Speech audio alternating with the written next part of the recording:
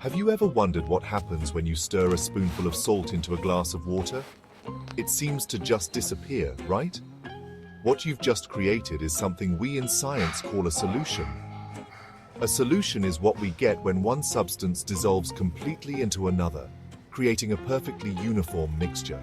You can't see the individual bits of salt anymore because they have spread out evenly throughout the water.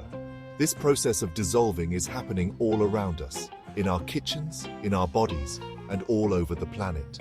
It's a fundamental concept in chemistry, and it's pretty cool when you think about it. To understand solutions, we need to know two very important words, solute and solvent. The solute is the substance that gets dissolved. In our example, the salt is the solute. The solvent is the substance that does the dissolving. Here, water is our amazing solvent. Water is so good at dissolving things that it's often called the universal solvent. So when you make a saltwater solution, you are mixing a solute, the salt, into a solvent, which is the water. This simple action of making a solution is a fantastic first step into the world of chemistry. Now, let's talk about that salt. The common table salt we use is officially known as sodium chloride, or NaCl for short. This amazing substance doesn't just appear out of nowhere. It's formed from two very different elements, sodium and chlorine. Sodium on its own is a soft silvery metal that reacts explosively with water. Chlorine on its own is a poisonous greenish-yellow gas. But when these two reactive elements get together, they create the stable, edible white crystals we sprinkle on our food. It's a great example of chemical synergy. The transformation from a dangerous metal and a poisonous gas into harmless table salt is all thanks to the magic of chemistry. The way sodium and chlorine atoms join together is a perfect illustration of how elements can combine to form compounds with entirely new properties. This isn't just a random mix, it's a precise chemical reaction where atoms exchange tiny particles to become stable. This process creates the sodium chloride crystals that are so essential to cooking and to life itself. It shows us that in chemistry, the whole can be very, very different from the sum of its parts. Consider that. So how do a sodium atom and a chlorine atom actually link up? It all comes down to their electrons, the tiny particles that orbit the center or nucleus of an atom.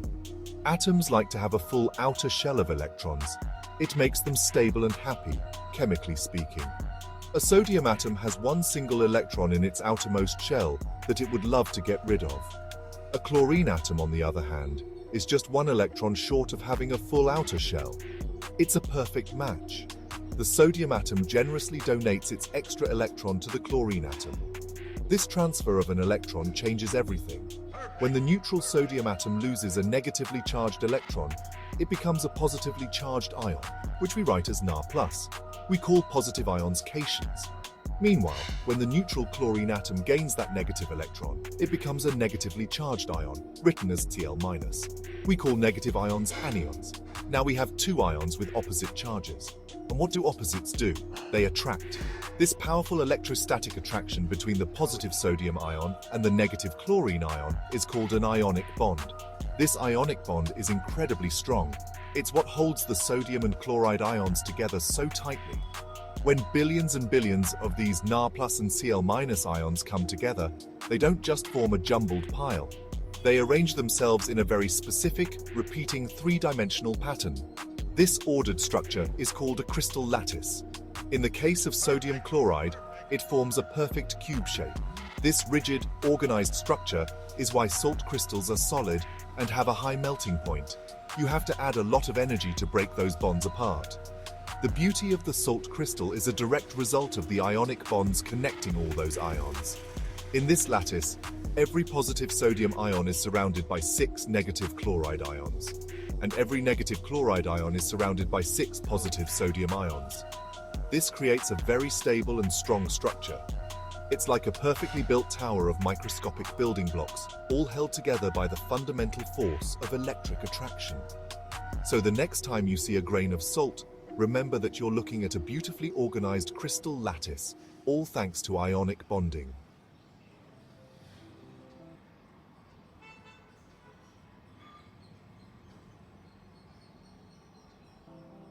What happens when we drop this perfectly formed salt crystal into water?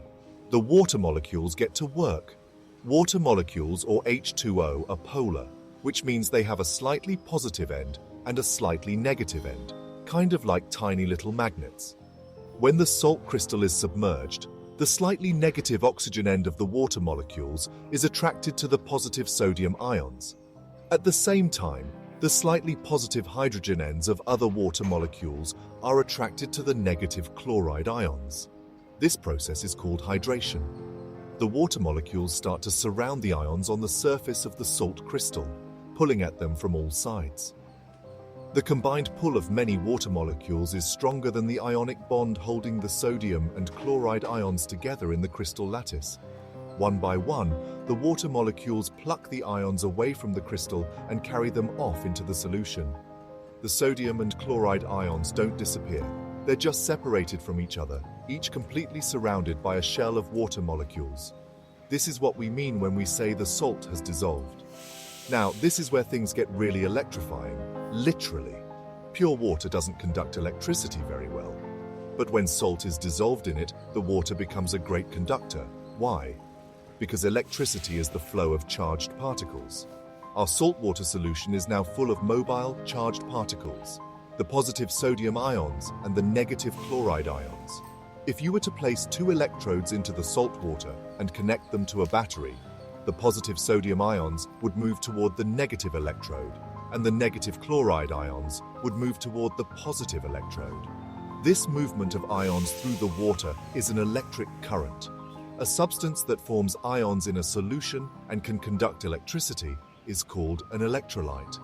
Salt is a strong electrolyte because it breaks apart completely into ions. This property is incredibly important.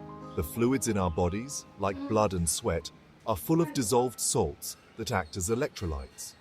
These electrolytes are crucial for sending nerve signals and making our muscles contract. So, the ability of salt water to conduct electricity isn't just a cool science trick, it's essential for life itself. It's important to know that the ionic bond we see in salt is not the only kind of chemical bond out there. Let's think about sugar. When you dissolve sugar in water, it also seems to disappear and form a solution. However, something different is happening at the atomic level. Sugar molecules are held together by covalent bonds, where atoms share electrons instead of transferring them. When sugar dissolves, the water molecules surround the whole sugar molecules and pull them apart from each other, but they don't break the covalent bonds within the molecules themselves. Because the sugar molecules remain intact and neutral, they don't form ions. A sugar-water solution does not conduct electricity. The connection between the water molecules and the sugar molecules is based on another type of attraction called hydrogen bonding.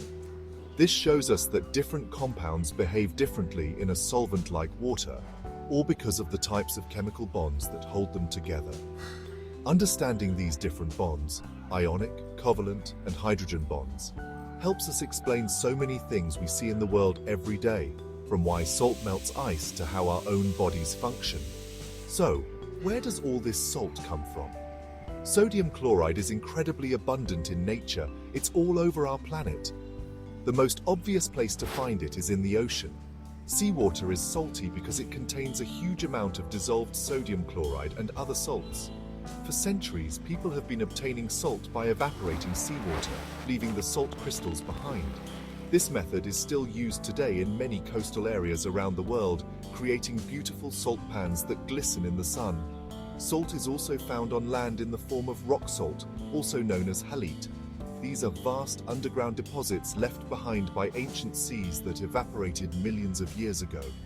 These salt deposits are mined just like other minerals. From the chemical bonds that form it to its journey from ancient seas to our dinner tables, salt is a remarkable substance.